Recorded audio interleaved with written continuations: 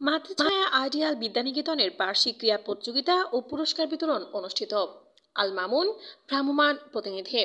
মানিকগঞ্জের ঘিওর উপজেলার সিংজুরি মাতৃছায়া আইডিয়াল বিদ্যানিকেতনের বার্ষিক ক্রীড়া প্রতিযোগিতা ও পুরস্কার বিতরণ অনুষ্ঠিত হয়েছে। শনিবার 22 ফেব্রুয়ারি সকালে সিংজুরি বিনাপানি মাঠ প্রাঙ্গণে এই প্রতিযোগিতা অনুষ্ঠিত হয়। মাতৃছায়া বিদ্যানিকেতনের প্রধান শিক্ষক মোহাম্মদ আসাদুজ্জামানের সভাপতিত্বে এ সময় প্রধান অতিথি হিসেবে উপস্থিত ছিলেন সিংজুরি ইউনিয়ন বিএনপি যুগ্ম সম্পাদক মোহাম্মদ রফিকুল ইসলাম রফিক। আব্দুল মালিক মাস্টারের সঞ্চালনায় এ সময় উপস্থিত ছিলেন সিংজুরি ইউনিয়ন বিএনপির সভাপতি মোহাম্মদ আব্দুল কাদের মিয়া, সাধারণ সম্পাদক মোহাম্মদ রেজাউল করিম রেজা সহ বিদ্যালয়ের শিক্ষক শিক্ষিকাবৃন্দ।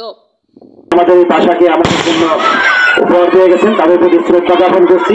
সর্বোপরি আজকের এই খেলার সাফল্যমণ্ডিত কামনা করে আমি আমার সংক্ষিপ্ত বক্তব্য শেষ করছি। মাতৃভাষা অধিকার আন্দোলনে এই দিনে আমাদের বাঙালি ভাইয়েরা শহীদ হয়েও এই ভাষা রক্ষা করেছেন এবং সফলতা এনেছেন।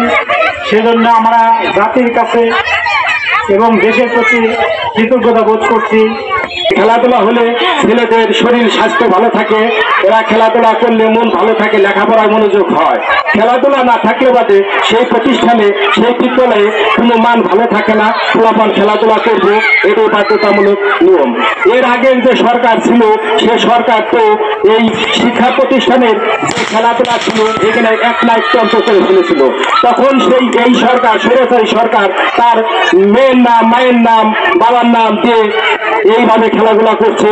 আমরা এখন বর্তমানে যা আছি, আমরা চাই শিক্ষা প্রতিষ্ঠান উন্মুক্ত, শিক্ষা প্রতিষ্ঠানে সুন্দরভাবে খেলাধুলা লেখাপড়া সুন্দরভাবে হবে, এই আশা রেখে আমি আমার সংক্ষিপ্ত বক্তব্য শেষ করছি। খোদা হাফেজ। বাংলাদেশ জিন্দাবাদ।